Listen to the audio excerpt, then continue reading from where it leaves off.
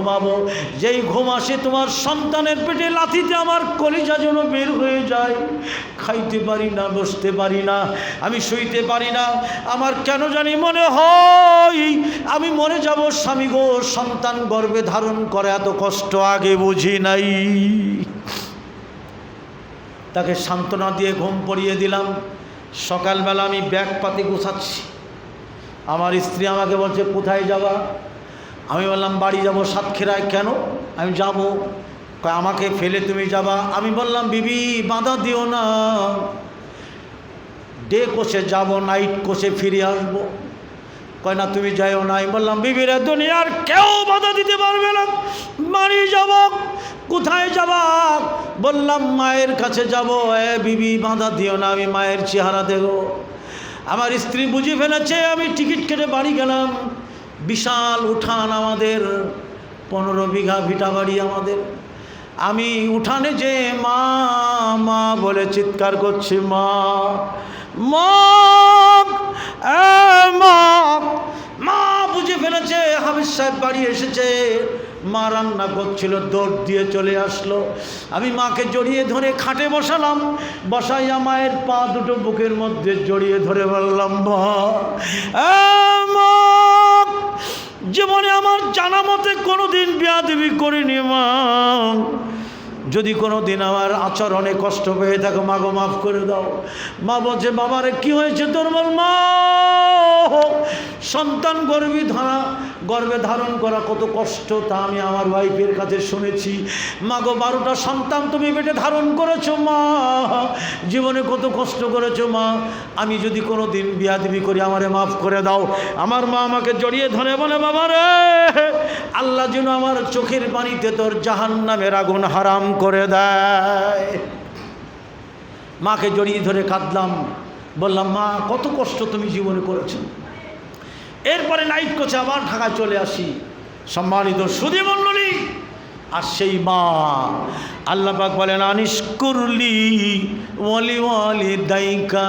আল্লাহ পাক বলেন তোমরা আমার শুকর আদা করো আর তোমাদের মা বাবার কৃতজ্ঞতা স্বীকার করো। জোরে বলেন আলহামদুলিল্লাহ। আনিস করলি আল্লাহ পাক বলেন আমার শুকরিয়া আদা করো, আর ওয়ালি ওয়ালি দায়িকা তোমরা তোমাদের মা বাবার প্রতি কৃতজ্ঞতা স্বীকার করো। আজকের পিতামাতার সাথে ধমক দেওয়া কবিরা গুনাহ, চোখ পাকিয়ে কথা বলা কবিরা গুনাহ। আল্লাহু আকবার, তওবা করেন। আর আজকের বাড়িতে যাইয়া মা বাবার কাছে ক্ষমা চেয়ে নেন। সেই পিতামাতাকে এক সাইডে ফেলে রেখেছে, খেতেও দেয় না, পড়তে দেয় না, বের করে দেয়। জোরে বলেন নাউজুবিল্লাহ। আল্লাহ পাক বলেন আনিশকুরলি ওয়ালিদাইকা ইলাইয়াল মাসির, আর তোমাদের প্রত্যাবর্তন স্থল আমি আল্লাহ আমার নিকটে, আমার নিকটে তোমাদের প্রত্যাবর্তন স্থল, এতে কোনো মাপ নেই তোমাদের। সম্মানিত সুধী মণ্ডলী, এ হলো মা বাবার প্রতি সেবা, মা বাবার প্রতি সদাচরণ। কিন্তু সন্তানের প্রতি পিতামাতার কর্তব্য কি বলেন? এবার আমরা তো বেশি শুনি পিতামাতার সেবা, পিতামাতার সাথে ভালো ব্যবহার, পিতামাতার খিদমতের ওয়াজ সারা জীবন শুনলাম। আমিও যুব কমিটি আপনাদের তাদের অনুরোধে আলোচনা করলাম। কিন্তু আমার মহব্বতের ভয়েরা, সন্তানের প্রতি মা বাবার কর্তব্য কতটা বলেন এবার? জন্ম থেকে এলেম শেখাননি, এটা শেখানো ফরজ ছিল কিনা? হ্যাঁ আমার ভাইরা, প্রত্যেকটা মানুষের তার ব্যক্তিগত, পারিবারিক, সামাজিক, সাংসারিক যে এলেমগুলি দরকার, বৈবাহিক বিয়ে করতে গেলে এলেম লাগবে না? কি লাগবে না? সাংসারিক জীবন পরিচালনা করতে এলেম লাগবে না? অর্থনৈতিক জীবন পরিচালনা করতে এলেম লাগবে না? এলেম ছাড়া পারবেন? হ্যাঁ পারবেন না, কিছুতেই পারবেন না। আমার ভাইয়ের এক ব্যক্তি তার স্ত্রী সন্তান সবাইকে নিয়ে সফরে গেল। ভালো করে শোনেন, সফরে গেল, ঘুরতে গেল, গাড়ির মধ্যে সব কিছু নিয়ে গেল, মরুভূমির রাস্তা পাড়ি দিচ্ছে। হঠাৎ করে এক ব্যক্তি বলছে দাঁড়াও। তো ছেলেরা বলছে বাবা দেখো তো কে ডাকলো। বাবা গাড়ির থেকে নেমে দেখে এক ব্যক্তি। তুমি কে? আমি মাল, আমি সম্পদ। তোমরা সফরে যাচ্ছ, মাল লাগবে, সম্পদ লাগবে, আনন্দ ফুর্তি করতে গেলে এই সম্পদ আমাকে সাথে করে নাও। তো ছেলে মেয়েরা বলছে হ্যাঁ বাবা দরকার, টাকা পয়সার দরকার, মাল গাড়িতে তুলে নাও। গাড়িতে তুলে নিয়ে গাড়ি আবার চলছে। কিছু দূর যেতে যেতে আবার একটা আওয়াজ, দাঁড়াও। তো ছেলেমেয়েরা বলছে বাবা দেখো তো আবার কি। বাবা গাড়ির থেকে নেমে কয় তুমি কে? আমি ইজ্জত সম্মান, সফরে গেলে মান সম্মান ইজ্জত লাগবে, এটা সাথে করে নাও। দাপট লাগবে, সম্মান ইজ্জত লাগবে, তাহলে মানুষ তোয়াজ করবে। তার ছেলে মেয়েরা বলছে হ্যাঁ বাবা ওটাও সাথে করে নাও, ওটাও দরকার। গাড়িতে নিল সাথে করে। এবার আরও কিছু দূর যেতে যেতে হঠাৎ করে গাম্ভীর্য আওয়াজে বলছে দাঁড়াও। তো বলছে বাবা এই আওয়াজ তো ভালো না, কনার নিচে নেমে দেখি কি। আমার ভাইয়েরা নিচে নেমে বলছে কে তুমি? কয় আমি এলেম। আমি এলেম। কয় আপনারা সফরে যাচ্ছেন, সম্মান আছে, ইজ্জত আছে, মাল আছে, সম্পদ আছে, ধন আছে, স্ত্রী আছে, সন্তান আছে, সব আছে। এগুলো পরিচালনা করতে এলেম লাগবে। আমি এলেম, আমার সাথে করে নাও। কিভাবে তোমরা আরামায়েশ করবে এলেম দরকার। সম্পদ কিভাবে খরচ করবে এলেম দরকার। ব্যক্তি জীবন কিভাবে পরিচালনা করবে এলেম দরকার। যৌবন কিভাবে খরচ করবে এলেম দরকার। আমি এলেম, আমাকে নাও, এলেম ছাড়া চলতে পারবে না। তোমাদের সব আছে, এই সব কিছু এলেম দিয়ে পরিচালনা করবে। ছেলে মেয়েরা গাড়ির থেকে বলছে বাবা ওইটা নিও না। আমার কথা বুঝতে পারছেন? পাচ্ছেন তো? ওটা নিও না, ওটা বিপদ। কিসের বিপদ? ওটা বলবে এটা করো না, ওইটা করো না, এটা করা যাবে না, এ পথে মাল খরচ করা যাবে না, যৌবন এ পথে খরচ করা যাবে না, গান শোনা যাবে না, মদ খাওয়া যাবে না, জেনাবে বিচার করা যাবে না। ওর এই এলেম তো দুনিয়ার ফতোয়া দিবে, ওই এলেম নিও না, ওটা থম। বাবাকে হ ঠিকই কইছস, এটা নিলি তো আটকায় যাবো। আল্লাহর নবী বলে আর দুনিয়া সিজনুল মুমিনি ওয়া জান্নাতুল কাফের। দুনিয়াটা মোমেনদের জন্যে কারাগার, আর কাফেরদের জন্যে দুনিয়াটা জান্নাত। জোরে বলেন ঠিক কিনা? মোমেন যা ইচ্ছা তাই করতে পারবে না আমার ভাইয়েরা, শরীয়ত যা বলেছে তাই করতে হবে, ঠিক কিনা? এলেম যে নির্দেশ দিয়েছে সেই অনুযায়ী চলতে হবে। আমার ভাইয়েরা এলেম থুয়ে চলে গেল, ওটা রাস্তায় ফেলে দিল, ওটা নিল না। কিছু দূর যেতে যেতে ভয়ঙ্কর আওয়াজ, দাঁড়াও। বাবা নামিও না, এটা ভয়। এই আওয়াজ শুনে বলছে বাবা নামিও না, বিপদ। কয় না, সব জায়গায় নামছি, নেমে যাই দেখি। বাবা নেমে গেছে। বলে কে তুমি? কয় আমি আজরাইল। কই বলো কি? বলে আমি আজরাইল। কি খবর? কয় তোমার মৃত্যু পথযাত্রী, তোমার নির্দেশ আছে, তোমার মরতেই হবে, আর কোনো রাস্তা নেই, কোনো পথ নেই। কিন্তু মৃত্যুর পরে যে এলেম লাগবে সে এলেম অনুযায়ী তো আমল তুমি করো নাই, তোমার এখনই মৃত্যুবরণ করতে হবে। কই ওই এলেম পথে ফেলে এসেছি, একটু সময় দাও, আমি নিয়ে আসি। কয় আর সময় নেই, আর সময় নেই। ওখানেই তার জান কবজ হয়ে গেল। জান কবজের সময় ওই ব্যক্তি বলছে না না, আমার শক্তি আছে, সামর্থ্য আছে, ইজ্জত আছে, সম্মান আছে, মাল আছে, ধন আছে, সন্তান আছে, গাড়ি আছে, ড্রাইভার আছে, স্ত্রী আছে। ওই যে কয় না, ওই দেখো ওরা চলে যাচ্ছে, তোমার অবস্থা বুঝে ফেলেছে, ওরা তোমার সাথে আর নাই। ওই তাকায় দেখো গাড়ি চলে যাচ্ছে। সত্যি তাকায় দেখে স্ত্রী সন্তান আর নাই। মহব্বতের ভাইয়েরা, আমার মা বাবার কি কর্তব্য জানেন? আমার কথায় কষ্ট পাইছেন? মা বাবার কর্তব্যকে জানেন? আমি চাপাই নবাবগঞ্জের সোনা মসজিদ কানসার্টে মাহফিল করতে গেলাম। কানসার্ট থেকে আরও বহুদূর সোনা মসজিদ। সেখানে যে দেখি জানাজা। আমাকে বলছে হুজুর জানাজা পড়ান। আমি বললাম জানাজা তো পড়াবো, পড়াইতে পারি, কিন্তু ওনার সন্তানরা নাই। কয় আছে। কই? কয় এই যে লাইন দিয়ে দাঁড়ানো, এইগুলি সব। কয়গুলি সব? কটা? 8টা সন্তান তার। এলাম তোমাদের মধ্যে বড় ছেলে কে? কয় আমি। যাও পিতার জানাজা পড়াও। কয় না আমি পারি না।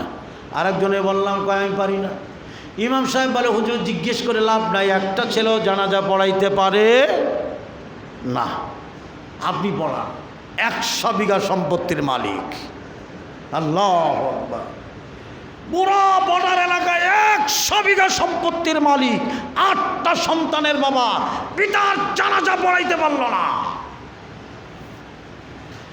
আমার ভাইরা, কোন সন্তান, আল্লাহর নবী বলছেন নেক সন্তান, আমার ভাইরা, ওয়ালাদিন সালিহিন সাদাকাতিন জারিয়া, নেক সন্তান মা বাবার জন্য সাদকা জারিয়া।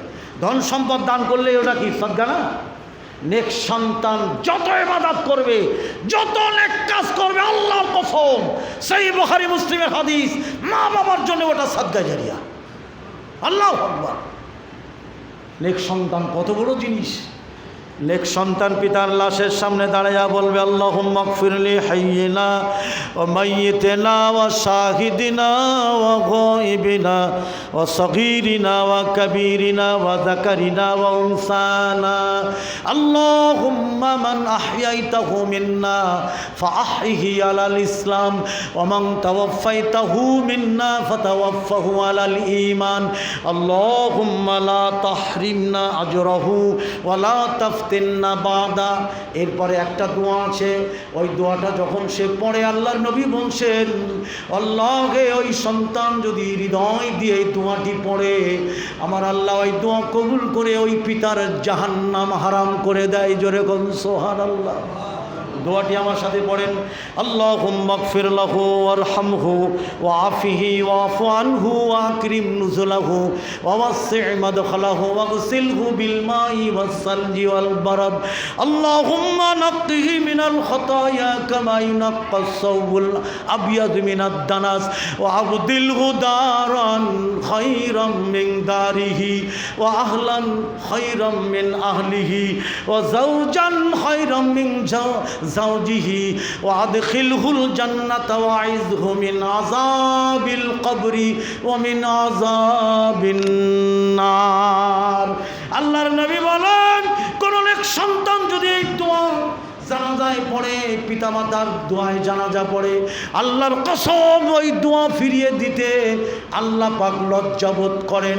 আমার ভাইরা, বড় ছেলে বললেন, হুজুর আপনি আমাদের জানাজা পড়াইতে বলছেন, কিন্তু আমার পিতা আমাদের ইংরেজি লাইনে পড়াইছে, ক্লাস 1 থেকে ইউনিভার্সিটি পর্যন্ত জানাজার কোনো অধ্যায় আমরা পাই নাই।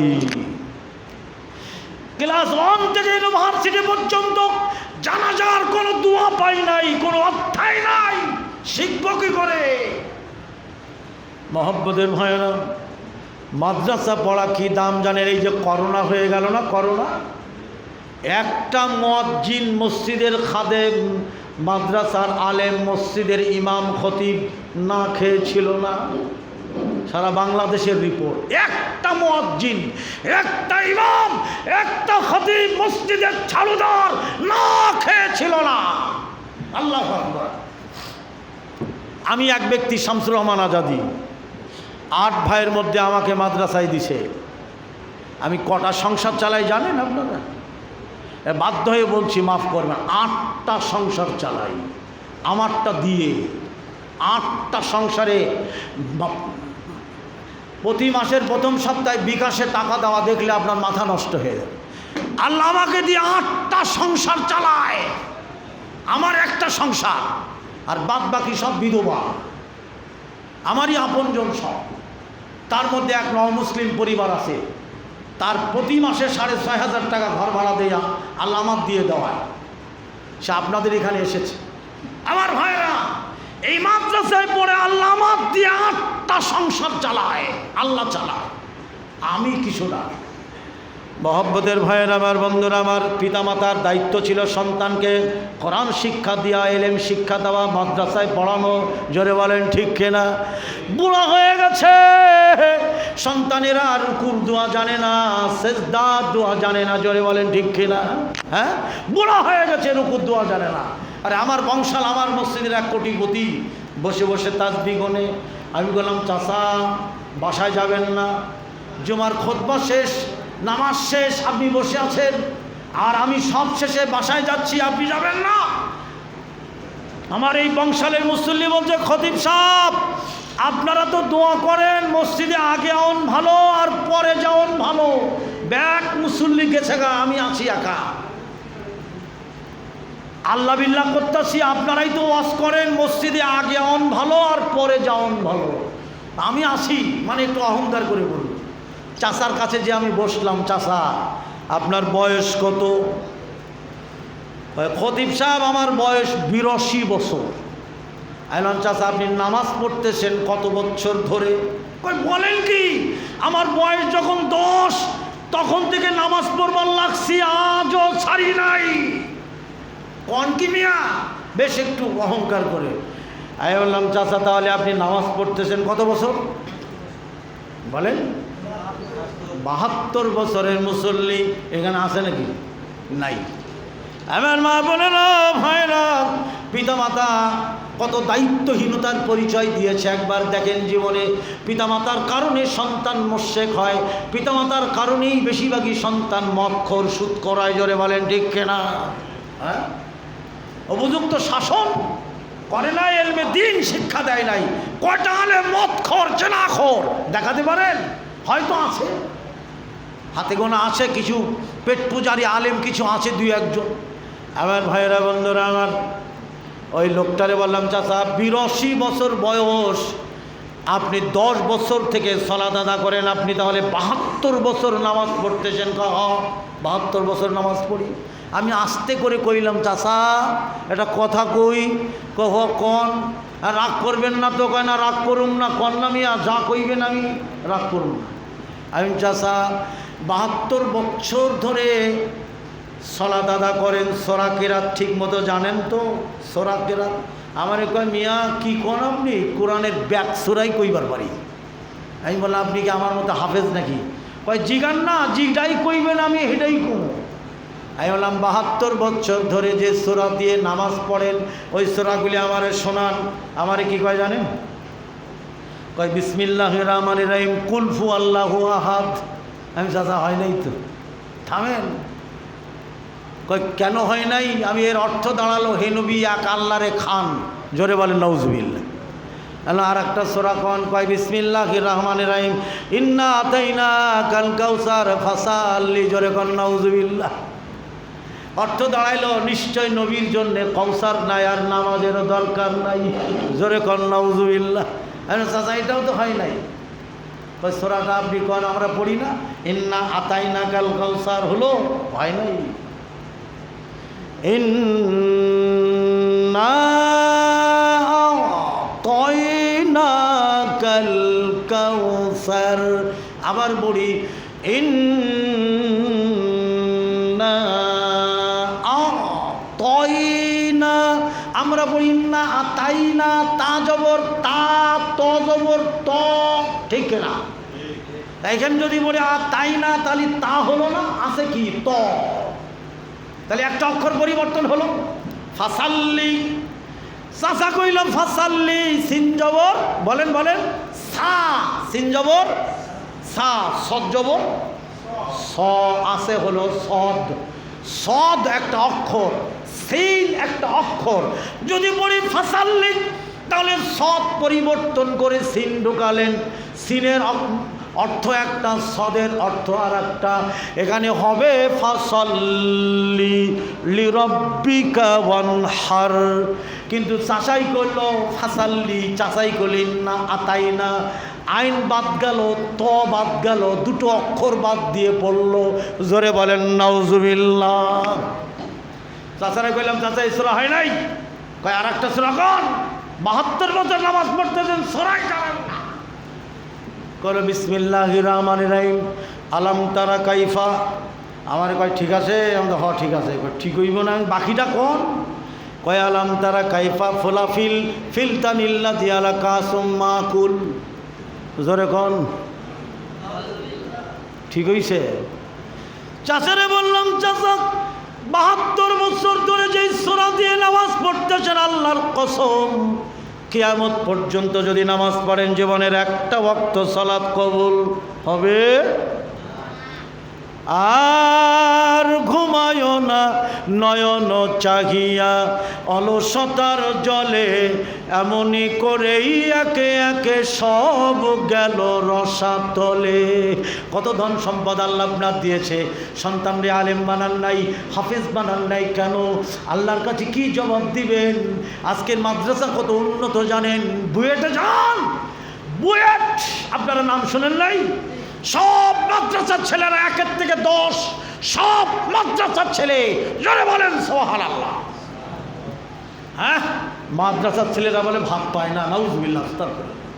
মোহাম্মদের ভাইরা আমার, দোস্তরা আমার, চাচারা কইলাম, চাচা সূরা কেরাত আর কোন লাগতো না, ওই রুকুতে কি কোন, সেজদায় কি কোন, এই সেজদার দোয়া কোন?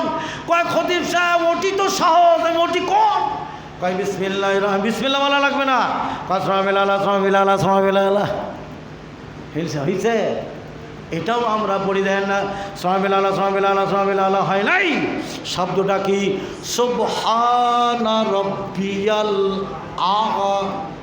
আ'লা, সুবহানা রব্বিয়াল আ'লা, হা খাড়ায় টান, লাম খাড়ায় টান, সুবহানা রব্বিয়াল আ'লা। হে আল্লাহ তুমি শ্রেষ্ঠ, তুমি মহান, জোরে কোন সুবহানাল্লাহ। অথবা সুবহানাকা আল্লাহুম্মা রব্বানা ওয়া বিহামদিকা আল্লাহুম্মা গফিরলি। এই দোয়াটাও পড়তে পারি না, এখানেও ভুল। চাচারে বললাম, চাচা তাশাহুদ পড়েন। কয় ওস্তাদি এটা তো সহজ, আমি বলেন আপনাদের ভুলটা ঠিক করে নেন। চাচা আমারে কইল আত্তাহিয়াতু, আমি হয় নাই। কয় আত্তাহিয়াতু, আমি হয় নাই।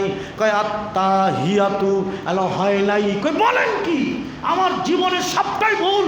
এখন চাচা 16 আনায় বৃথা। আপনি এলেমের দিক থেকে, সালাতের দিক থেকে, শরীয়তের দিক থেকে আপনি কোটিপতি মানুষ, জীবনটাই বৃথা হয়ে গেল। কয় আজাদি সাহেব, তাই তো দেখতেছি আমি 72 বছর বয়সে এখন বুঝতেছি আমার জীবনের সালাত কবুল হয় নাই। হ্যাঁ, পিতামাতার কি দায়িত্ব ছিল? আরে ভাই, ইংলিশ পড়ান, ফিজিক্স, কেমিস্ট্রি, বায়োলজি, ম্যাথ, এক একটা সাবজেক্টে 3000 টাকা করে বেতন। 4টা সাবজেক্টে 3 কত?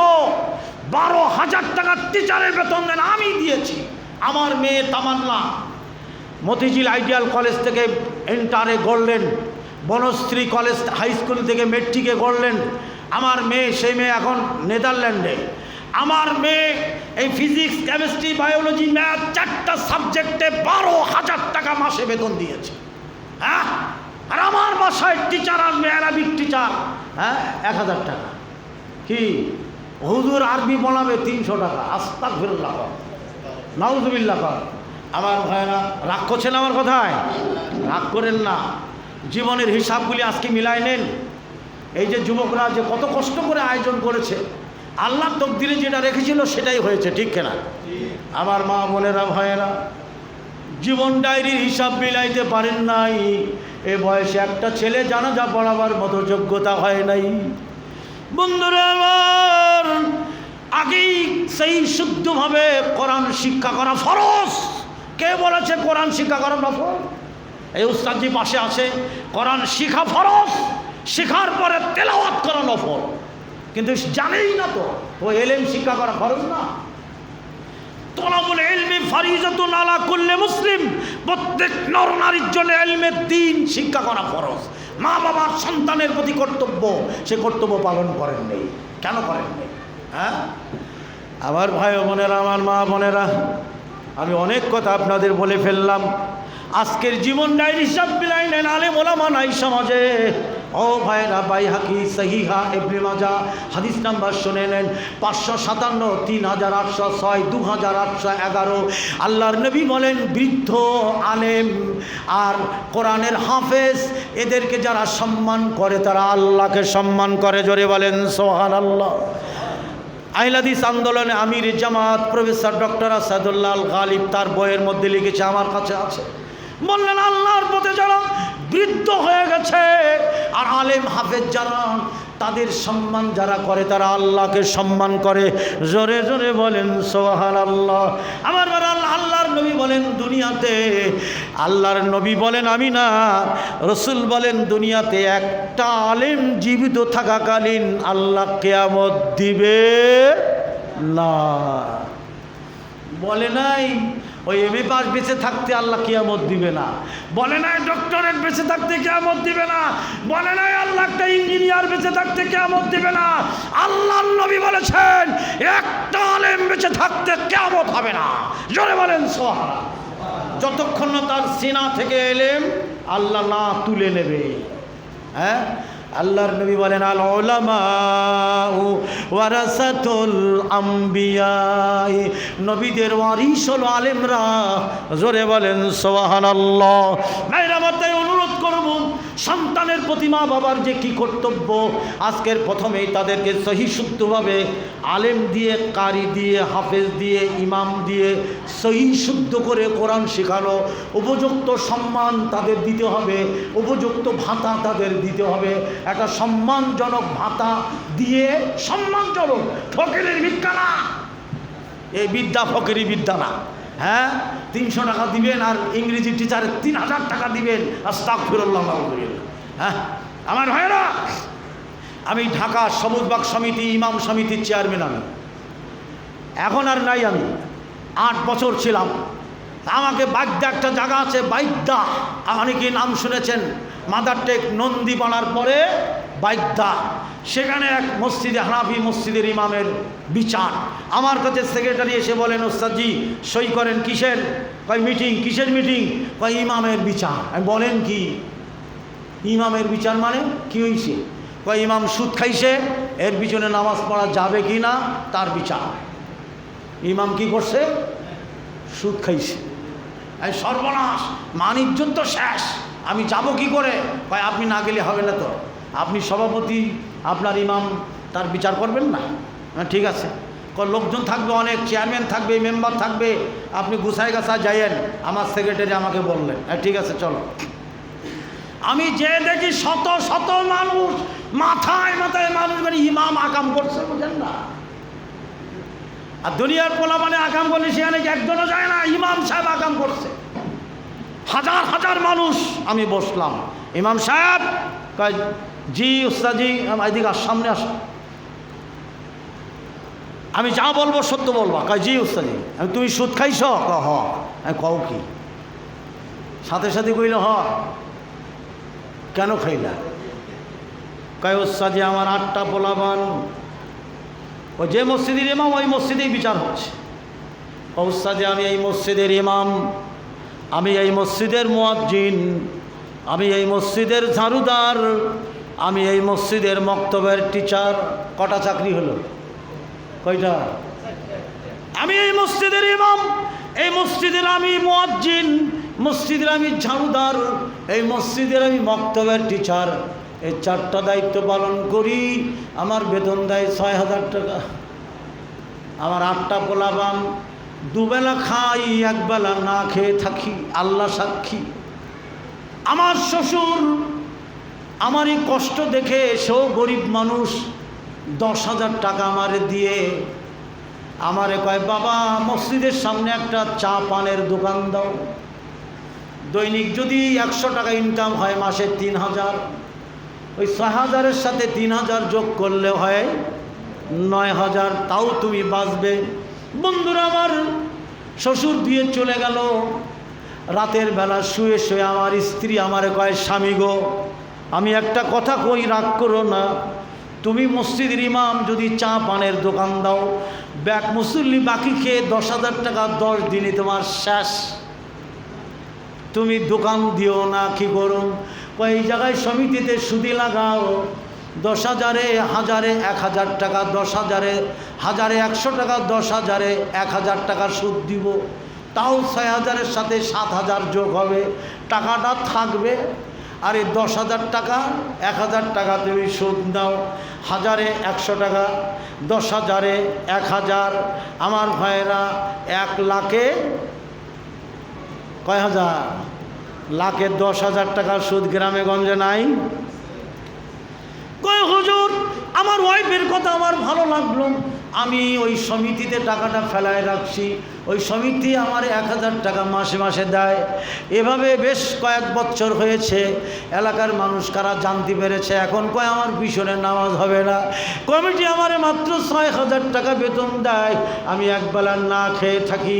এরপরে আমি আমার ভাইয়েরা বক্তব্য শুরু করলাম। মাই বসেন, আপনি বসেন। পেটের দায়ে ও সুদ খাইছে, পেটের দায়ে ও চুরি করছে। আমি বললাম বসেন। আমি বক্তব্য দিয়ে বললাম, মসজিদের একটা ইমাম, একটা থানার টিউনো সাহেবের মর্যাদা আর ইমামের মর্যাদা, একটা থানার ওসির মর্যাদা, থানা প্রধান ইমামের মর্যাদা, হ্যাঁ, একটা উপজেলার চেয়ারম্যানের যেই মর্যাদা, একটা ইমামের সেই মর্যাদা। ইমাম মানে নেতা না ফকির? কোনটা? ইমাম মানে নেতা না মিসকিন? হ্যাঁ, ইমামের বেতন 6000 টাকা দিবেন, ও ভাত খাবে না ইন্দুরের মাটি খাবে? হ্যাঁ, লজ্জা করে না? একটা ইমামকে আপনারা 6000 টাকা বেতন দিয়েছেন, 4টা কাজ করান। একটা ফকির দৈনিক 300 টাকার নিচে বাড়ি যায় না, তাও তো মাসে 9000 টাকা, ঠিক কিনা? হ্যাঁ, ফকিরের চোখ ইমামের মর্যাদা ক্ষুণ্ণ করে রেখেছেন। লজ্জা হয় না আপনাদের? এই তুমি কয় বছর সুদ দিয়েছ?